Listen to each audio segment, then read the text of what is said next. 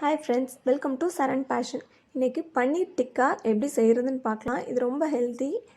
அதுக்கு 1 ஸ்பூன் மிளகாய்த்தூள், அரை ஸ்பூன் மல்லித்தூள், 1/4 ஸ்பூன் கரம் மசாலா, 1/4 ஸ்பூன் ஜீரகத்தூள், 1/4 ஸ்பூன் சாட் மசாலா.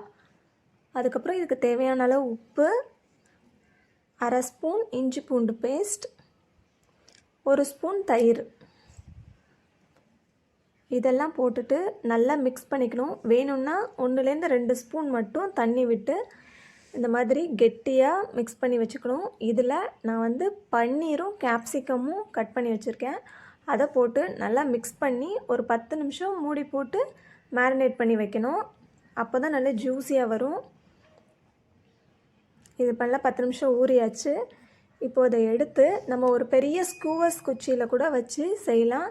ஆனால் நான் பசங்களுக்கு சாப்பிட ஈஸியாக இருக்கும், அவங்க ஸ்நாக்ஸ் பாக்ஸில் இல்லை லஞ்ச் பாக்ஸில் வைக்கிறதுக்கெலாம் நல்லா இருக்குன்றதுனால ஒரு சின்ன டூத் பிக்கில் குத்தி நான் செய்ய போகிறேன். இதுவுமே நல்லாயிருக்கும். இப்படி செஞ்சால் ஈஸியாக எடுத்து சாப்பிட்றதுக்கு நம்ம ஸ்டார்டர்ஸ் மாதிரி யூஸ் பண்ணிக்கலாம்.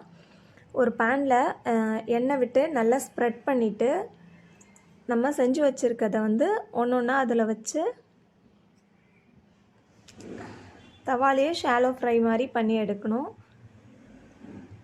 மேலே கொஞ்சமாக ஆயில் விட்டுட்டு 4 பக்கமும் இந்த மாதிரி திருப்பி விட்டு எடுத்தோன்னா ஒரு 5 மினிட்ஸில் ரெடி ஆகிடும். பன்னீர் ரொம்ப குக் ஆகணும்னு தேவையில்லை. இப்போ இது ரெடி ஆகிடுச்சு. இது பசங்களுக்கு ரொம்ப பிடிக்கும், ரொம்ப ஹெல்த்தியும் கூட. ஈஸியாக எடுத்து சாப்பிடலாம்.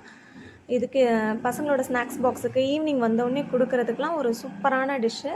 கண்டிப்பாக நீங்கள் இதை ட்ரை பண்ணி பாருங்கள். இந்த வீடியோ உங்களுக்கு பிடிச்சிருந்துச்சின்னா லைக் பண்ணுங்கள், ஷேர் பண்ணுங்கள், சப்ஸ்கிரைப் பண்ணுங்கள். Thank you.